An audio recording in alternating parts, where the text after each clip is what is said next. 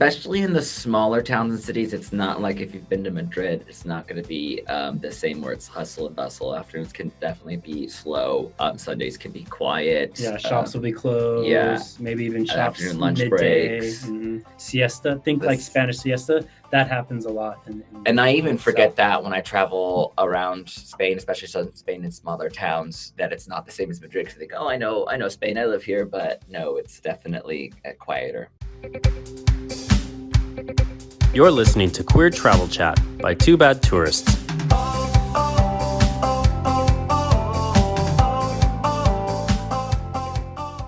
Hi, everyone. Welcome back to another episode of Queer Travel Chat. I'm Austin. As always, David is joining me here in our podcast studio in Madrid. Hello, everyone. Welcome back to another episode, episode 3 of season 5 to be specific. I can't believe we're on season 5. That's wild. I know, we've been doing it for 5 years. Really crazy.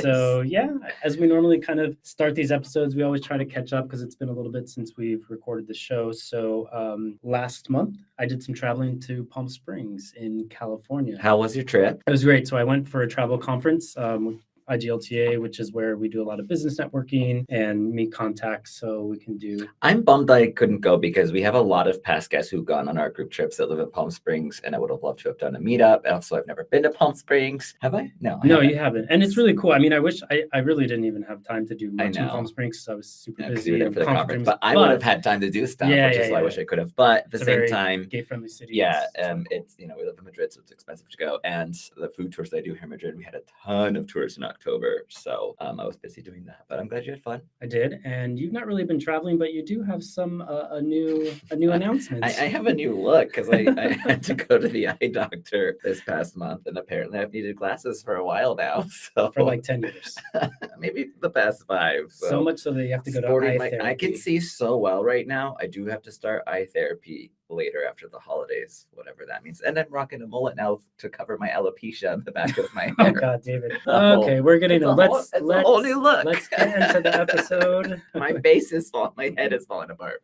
But let's get into it because today we're talking about a place that we absolutely love in Spain, Andalusia in southern Spain. Specifically, we'll focus on Seville, Granada, and Córdoba, 3 of the most beautiful and historically rich cities in Spain and in Europe. So I'm excited to talk about them. So of course, living in Spain for 12 years, we spent a lot of time exploring the south of Spain. We recently refreshed our Seville guide on our blog from a trip that we went to.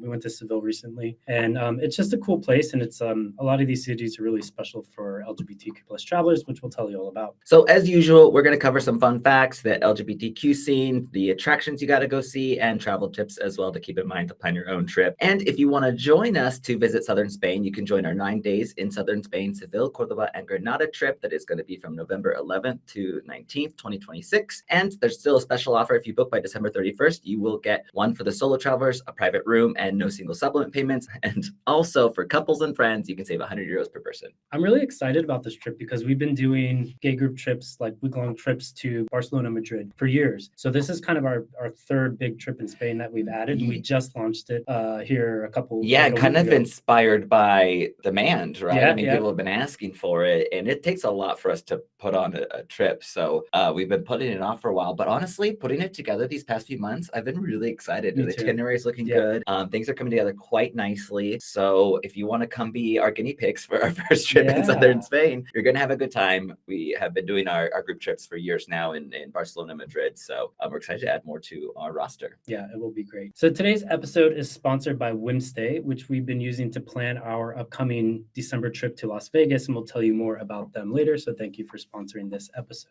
Okay, so let's get into our topic, though. Andalusia, southern Spain. So as always, I like to get into the fun facts. So Andalusia is the birthplace of flamenco. So flamenco emerged from a mix of Andalusian, Romani, Moorish, Jewish, and African musical traditions. Sometimes it's considered the gypsy blues, they'll say. So it kind of has this bluesy, almost sad, but still very passionate vibe to it. So a very exciting thing to go see in southern Spain. Of course, that's going to be on our itinerary. Yeah, and speaking of the Moors, they actually ruled, the Moorish dynasties ruled ruled that region for nearly 800 years. So obviously that culture shaped everything from Andalusian food to the agriculture, the architecture, the language. So even words like ojalá, aceituna, and almohada, which is I hope or hopefully, olive, and pillow, they all come from Arabic words. Yeah, any AL word in Spanish or starts with a Z probably most likely came from Arabic. And Córdoba specifically was like the former capital of the Moorish Empire in southern Spain. So all very amazing and very historical places to go see.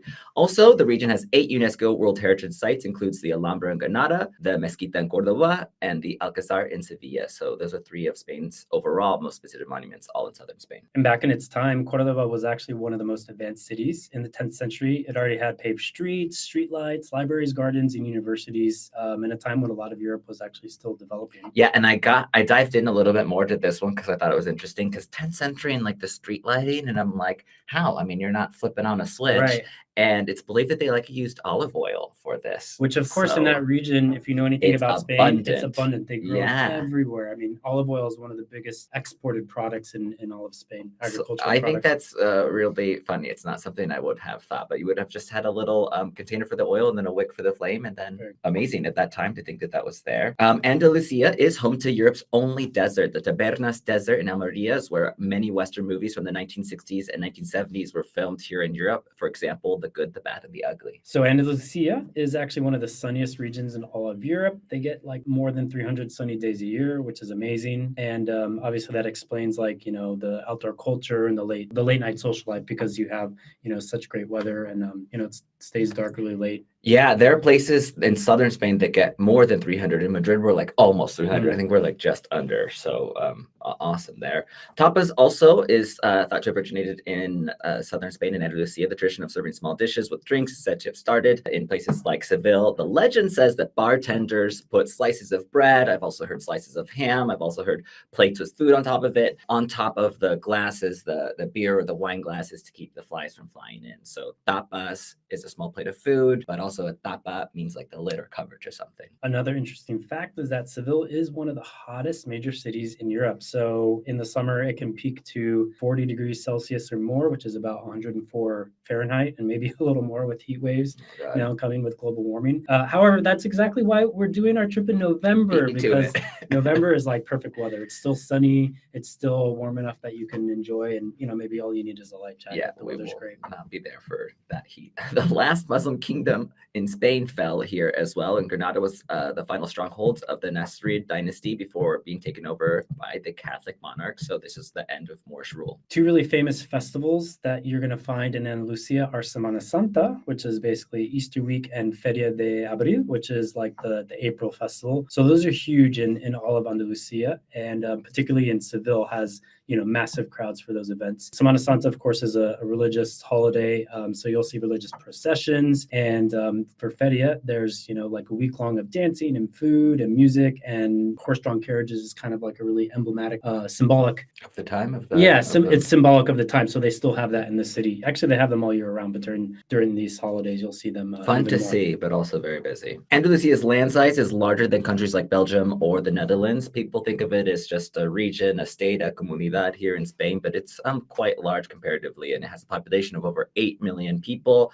That's more than Denmark and Finland as a whole. And lastly, it's the birthplace of some really iconic artists. So Pablo Picasso was born in Malaga. I didn't know that. Did you know that? Only because I feel like I relearned that. Only because next to my apartment in Torremolinos, there's a Pablo Picasso Cultural Center. Okay, yeah. I feel like I learned that, then forgot it, and then relearned it preparing for this podcast.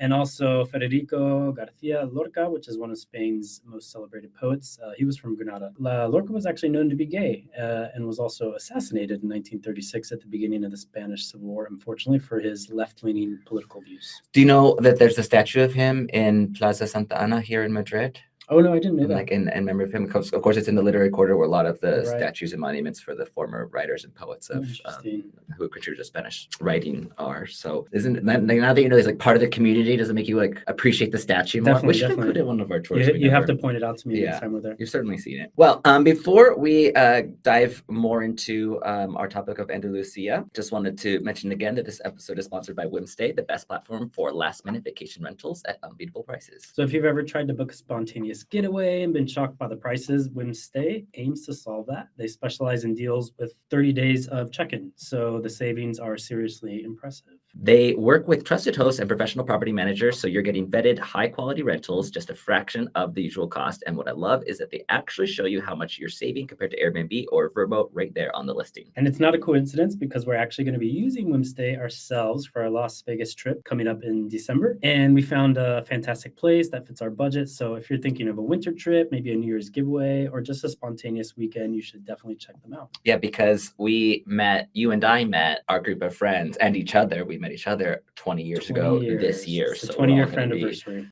Celebrating, and Vegas is a perfect place to do that. Whimstay has been helping travelers book their stays since its launch in 2020 and has saved people quite a bit of money along the way. You can check them out at whimstay.com or download the Whimstay app. Save money, go somewhere fun, and treat yourself to a last-minute trip without breaking the bank. Okay, so let's get into a little bit of a background about Andalusia as a whole as a region. I guess it's helpful to explain, we didn't say this yet, that Andalusia is one of 17 autonomous communities in Spain. Autonomous communities are like states or provinces for other countries. So it's just basically a state, essentially. And so we're focusing on Seville, Córdoba, and Granada, which are the three main cities, honestly, when people go to southern Spain. Right. And so if you look at the map, it's maybe like the bottom quarter portion of the country is the region of Andalusia. So let's talk about it, a little bit about Andalusia's history, because it's one of the things that makes this region so unique. For centuries, it was one of the most important territories of Al-Andalus, the Moorish empire that ruled large parts of the Iberian Peninsula, starting in 711 AD. Yeah, so of course the Moors brought incredible advancements like architecture, science, mathematics, agriculture, philosophy, and you'll see some of the most iconic landmarks in the region like the Alhambra in Granada, which is incredible, probably one of the most stunning places I've ever seen. And then the Mezquita in Córdoba, and then of course the Alcázar, which is like the castle, and that's in Seville. Yeah, these buildings were more than like palaces or mosques. They were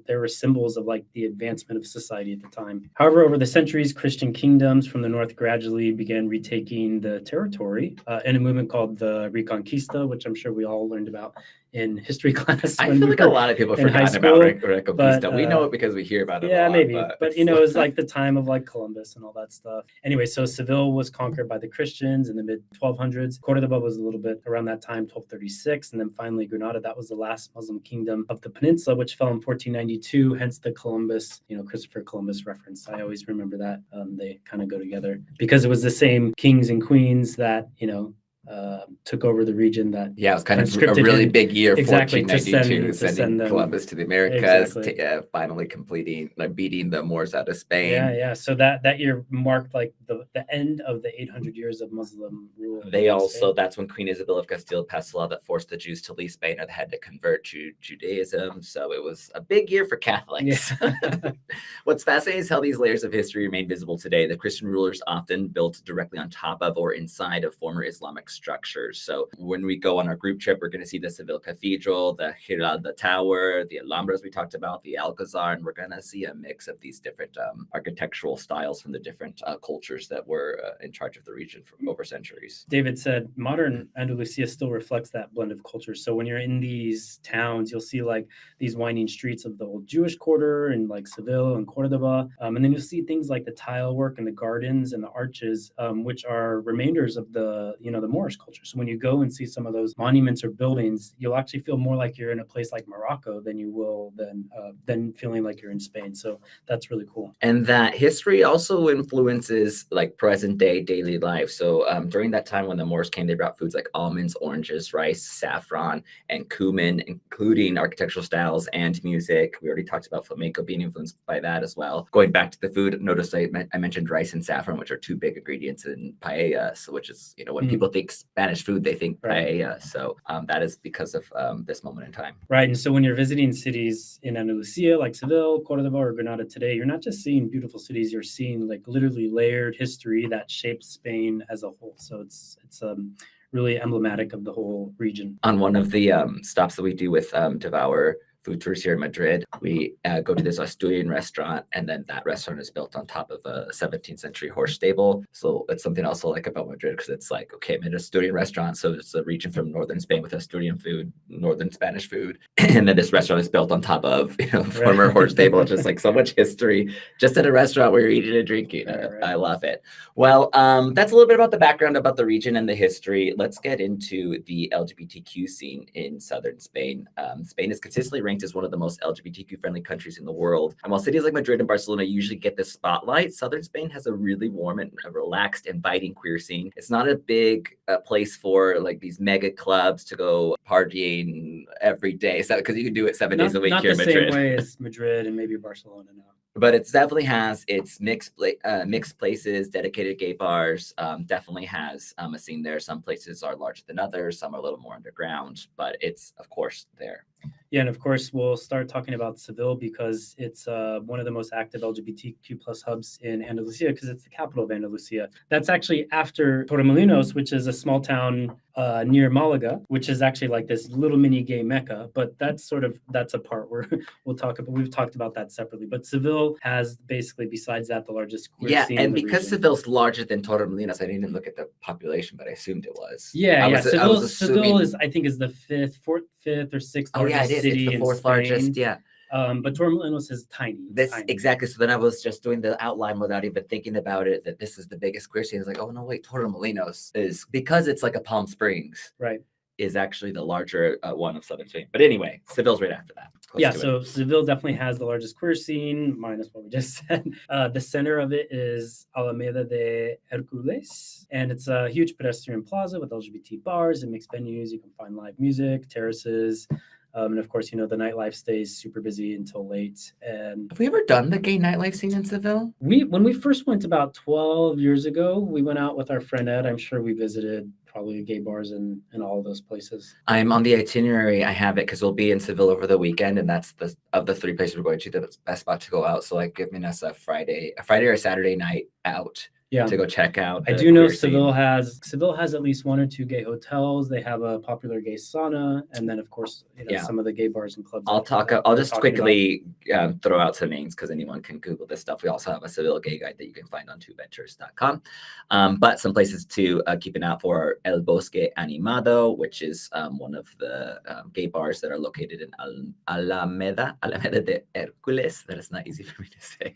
It has a very lively terrace. Ithaca's a main gay club. There's Pride Bar that was formerly known as Men to Men. That's another popular gay bar. El Bunker, which is another cruising bar to get into the nightlife there. And then Banana Gay House is a clothing optional guest house that you can stay at as well. So that's lots the of one I was thinking about. Yeah, I was like, shut up, I'm going to say that. And of course, we always like to talk about Pride. Seville has their own Pride event and March in June that brings thousands of people from the region onto the street. Of course, the city gets very hot at that time of year, but the atmosphere is amazing.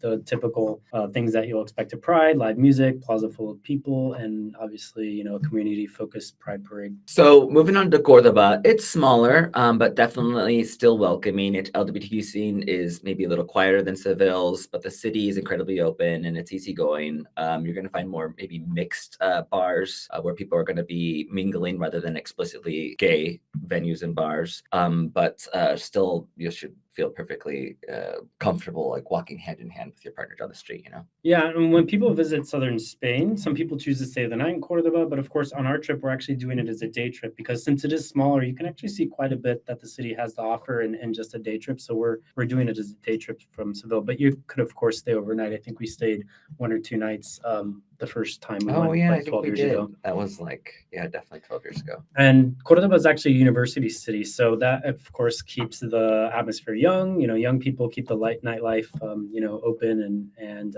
accepting. And it's not necessarily a party destination for queer travelers, but it's a place where LGBTQ plus travelers will feel safe, especially because of the youth that's there. Because Córdoba has its own Pride event, but again, it's smaller than Seville. Yeah, maybe more of a march protest. Yeah. we're here, we're queer than a bunch of floats taking over the Yeah, city. and it would be more locals my attending and not so much people like, visiting for the event. And moving on to Granada, this has more student energy in its queer scene, so maybe a little more alternative, eclectic, because it's also going to have a big university. I think it's University of Granada and University of Córdoba, which is why you get, of course, a lot of young people and with them queer people. So key places that you could check out in Granada are Pub Tic Tac, a gay bar in downtown Granada, Eclipse, another gay bar that hosts drag shows on the weekend, and Six Colors, where you can get some cocktails and listen to DJ playing pop music. And like most major cities in the region, they do have their own Granada Pride or Orgullo Granada, which usually happens in June. So kind of same thing, street festivals, music, political activism, and it winds through the old city. So it's a little bit more significant than Córdoba. Yeah, that was my understanding. We haven't been to these two because we've done many prides around Spain, but not Granada and Córdoba. But my understanding was Granada has a little bit more going on in the city, like music and stuff and activities versus Córdoba being a little bit more March oriented. Also, what was interesting this year at the Granada Pride March, they displayed the largest lesbian flag in all of Spain. That's the largest that they're aware of, larger than any other that they're aware of in Andalusia or Spain. I didn't know that there was a lesbian flag. There is, there's like a trans flag, there's a Bears that. flag, there's the progressive pride flag, there's all kinds of progressive different pride flag. So the standard one is just the 6 colors. Yeah. The progressive one has the trans colors, and then also like the asexual circle, and then it has like the black and brown, which represents like diverse communities. Yeah, people of color as a part of the queer scene. Exactly. Okay, I remember that. Okay, but knowing all that, I didn't know there was a lesbian flag. Do you know the colors of the lesbian flag? It's actually the one that I can't even think of. I can think of the trans one, some of the others. I can even think of the asexual one, but for some reason the lesbian one is not coming to mind. Well, you probably got the idea by now that across all 3 cities, the common thread is how calm and comfortable you can feel in them. So you don't have to search for gay-only places like you might in other destinations. You can walk to any bar or cafe, and you can certainly feel comfortable being there. Yeah, and I think a lot because of its history and how Spain is today. It's a region that mixes tradition, but also with open-mindedness, right? So you've got centuries of history, stunning architecture. You've got like flamenco culture, amazing food, but the attitudes are just really generally open towards LGBTQ plus travelers, which is of course why we're doing a trip there. So let's get into some more practical tips that you can use. Of course, if you're coming on our group trip, we are going to take care of you from start to finish. Yeah. But if you're going to plan your own trip, these are some tips that can help you make sure that your trip goes smoothly. Yeah, so we did mention that it gets really hot in Andalusia. So the better times to go are from like April to June, and then maybe September to October. You definitely want to avoid July and August if you can, just because it'll be much nicer weather-wise. Yeah, and winter also is a great time to come because it's milder compared to Northern Europe, of course, so it's not going to get as cold there. Seville and Córdoba stay lively year-round. Granada gets a little colder because it's right at the Sierra Nevada mountains where we've been snowboarding before, right? Yeah. It's been a while. And it's also going to be less crowded, so it's a good time to come. I would avoid Christmas in Spain because it's a shit show. It gets crazy. But right before or after Christmas is perfectly fine. Yeah, so logistically, if you're trying to get around the region, a lot of people obviously will come from big cities like Madrid or Barcelona. Spain is super connected by high-speed train. So the high-speed AVE connects, Seville, Granada, Malaga, and to all the major cities. And then there's a fast regional train that takes you to Granada. This was one of our fun facts from another episode that I think Spain has the most high-speed trains of any country in the world apart from China, Mm-hmm. right? Yeah, they're number 2 in the world. It's so it's really, number 1 in Europe. It's number 1 in Europe, and it's just really, really nice to travel around. I don't think people realize that. Yeah, it's really, really nice to travel around. And in the past few years, they have introduced the low-cost carriers to kind of compete with the national one, and so that's actually just driven prices down, which is great. Just some tips on where to stay. Obviously, we recommend staying in the city center of any of the cities because they're all like quite walkable. And the old towns, you're going to want to be within your hotel's walking distance. So, like for example, in Granada, you can stay near the cathedral or Gran Via. But if you want like those gorgeous postcard views of the Alhambra, you actually want to look for like smaller boutique hotels in the neighborhood called the Albaicín. Or Córdoba, the Jewish quarters near the Mezquita, that actually has great atmosphere, which is right in the middle of everything, where all the shops and cafes and bars and stuff are. So definitely stay in the center. It's worth it. Now, what to eat when you're there? Oh my God. Some of the best food in all of Spain. It's so good. So good. We eat a lot of those things here in Madrid, Yeah. but many of them are southern. Salmorejo, especially if you're going in the summertime, it is gazpacho's cousin, but they add bread to it, so it's thicker and it gives it a creamy vibe to it. And it is much better than gazpacho, in my opinion. Fried eggplant with sugarcane honey is quite popular. Definitely get that. If you don't like eggplant, still get it, because I promise you you'll like this dish. Rabo de toro, oxtail stew. Oh my God, I love that. We get that always in a place in Barcelona. No, in Sitges we get to go to, but it's a more of a southern dish. Yeah, and I'm gonna steal this one, the tortita de camarones, which I Yes. just discovered like a year and a half I ago think when we went to Seville together. I'm sure we had it before, But I but like just it entered didn't- our brain a but year and a half so they're ago. like Yeah. basically like crushed shrimp that are like kind of smashed and fried into a little cake. Oh, they're so good, so good. Yeah, and many other dishes, but that's a good starting point. Yeah, so you may have heard that in Spain they eat late.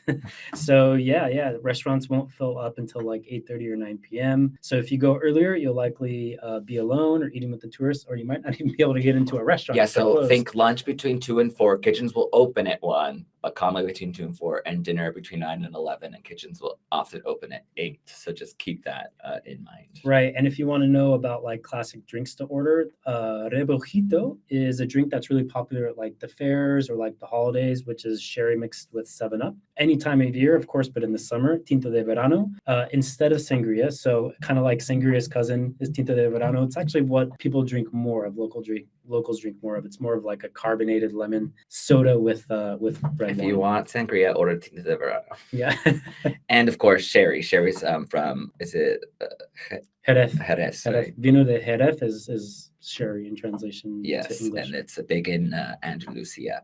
We've already mentioned some attractions, but we'll just quickly let you know what are the main attractions if you're planning a trip in each city that are the must sees. So, for example, Seville, the Real Alcázar is, I guess it's a castle. It's a fortress, a castle. It's like a fortress and castle. Yeah. And actually, I'm going to give a shout out to Walks, which is the Yeah. company that you work with. They do a tour which is called Alone in the Alcázar. One of the best tours we've ever taken Literally, anywhere. it is what we were. We were a group of like 8 or 10 people, and we got in an hour early before it opened to the public. We literally were the only people in that place, and I've never seen like a historic castle or monument in that way, like privately. It was incredible. To be alone there, literally. Yeah, Alone in the Alcázar. definitely check it out. agree with you. Walks.com or I Take don't know. Walks is the full name. Take Walks is the full name. Alone in the Alcázar is awesome. Also, the cathedral and the Giralda Tower, Plaza de España, flamenco shows, of course, are we're seeing maybe in the neighborhood of Triana, and Las Setas is a really popular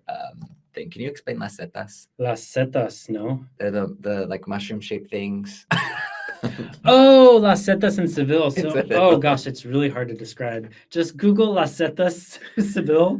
It's like a big structure that is on top of a public plaza, Can you but go it's in them? I huge. can't remember. if It's we go really in hard to them. describe. You just have to look. You just have to see it. You gotta find Las Setas means mushrooms. Yeah, it's super weird. So talking about Córdoba, La Mezquita, or the Mezquita, is one of the most stunning buildings in the world. And I'm going to play our Too Bad Tourist card, which is to say that we have actually not been inside. Lies. No, we didn't go because we were like budget traveling, and it was We didn't pay to go no, inside. and it was maybe like 20, 25 euros. Nowadays, obviously, we would pay to go inside because we kind of picked and choose what we were doing. Back That then, is but living to the 2-bed tourist Yeah, name, yeah, and yeah. also that we were broke as fuck. Yeah, we were broke back then. Wait, so then because you're not going to host the group trip, but I'm going to be So hosting. yeah, so you're gonna see the inside for the first time, but you've seen so many photos and videos of it that you probably think you've been inside. If you want to see me pretend like it's not the first time I'm there, come to a group trip because you'll see me pretend like, yeah, I've seen this However, before. Córdoba also has an Alcázar, their kind of fortress castle. The We thing- have been in that one. Alcázar also, like, because it can mean castle or fortress, and I think even a third thing,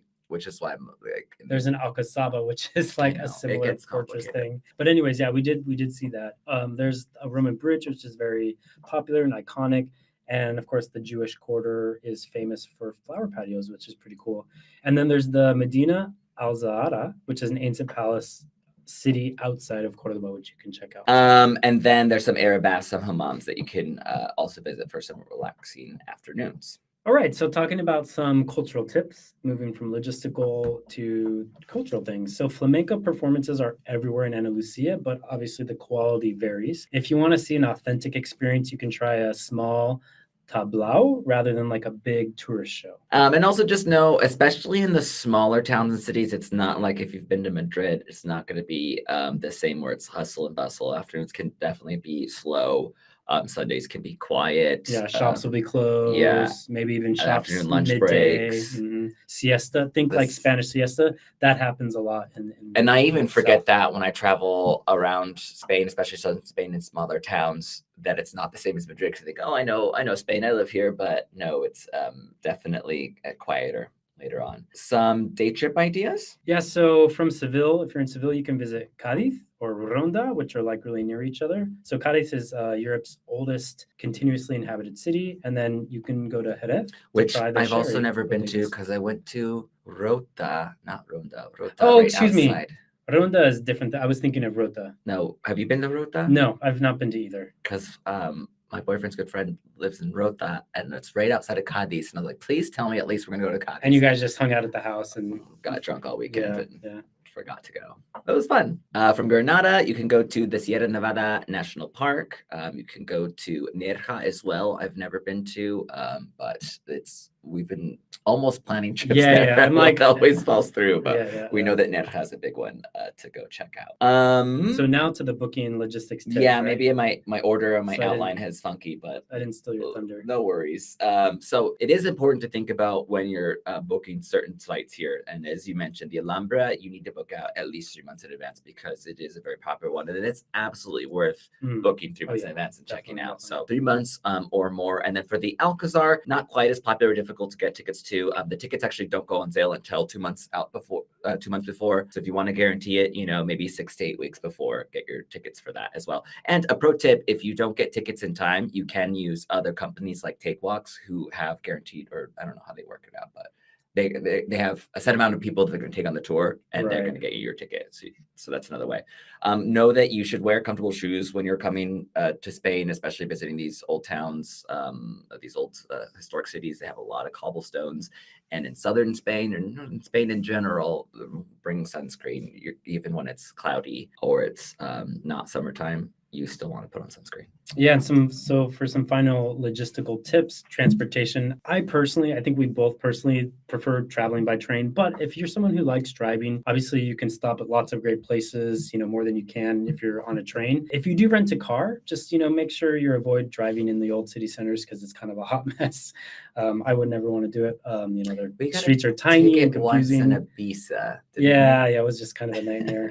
So, take the train. I would recommend, unless you really just love doing like little road trips, maybe, find parking places that are on the outside of the center. Yeah, and like we said, we are hosting our own 9-day gay group trip to Andalusia, Seville, Córdoba, and Granada, and with a quick stop in Madrid to start. So if you want to join us, bookings are now open. That is November 11th through 19th, 2026. And I'll be the one hosting that. You may be able to pop in for dinner, but there's an LGBT travel conference in Seville that you will be at the same time. So you may or may not be around, but me and another gay trip leader will be hosting it is the current plan. Right. So. And depending on when you're listening to this podcast, hopefully you can take advantage of our special offer. So if you book before December 31st, that's of 2025, of course, 2 special offers. So solo travelers will get a private room and pay no single supplements. We're special for that. We really love our solos, so we try to treat them special, but you have to book early for that discount. And if you're traveling with your partner or couples or friends, we're giving a €100 discount per person before December 31st. So get your bookings in. Come join us. You will absolutely love it. Thanks for joining us and listening to us ramble on about Andalusia, but it is a beautiful region of Spain. So Makes me it's want to easy go. to talk about. Makes me want to go. Well, you'll be there for the travel conference at least. Definitely, but the yeah. trip is going to be fun. I'm excited. So guys, if you've enjoyed this episode, please subscribe to it on any of your favorite podcast platform and be sure to... Podcast. I'll start. So guys, if you've enjoyed this episode, please subscribe to it on your favorite podcast platform and be sure to follow us on social media. We're always at Two Bad Tourists. And if you really loved the episode, we would really appreciate it if you can leave us a 5-star review on the show. And you can also leave us a comment or DM us on Grindr and let us know what you want to hear more of. David, I'm unsubscribed. DM us wherever you see our profiles. Let us know what you want to hear more of. We're always looking for new ideas and want to give the people what they want. For sure. And as usual, a little bit of a sneak peek for our next episode, which will be episode 4. We're going to be talking about Ibiza and its little cousin Formentera. Everything's the cousin. I like that. Yeah, Ibiza's yeah. cousin Formentera.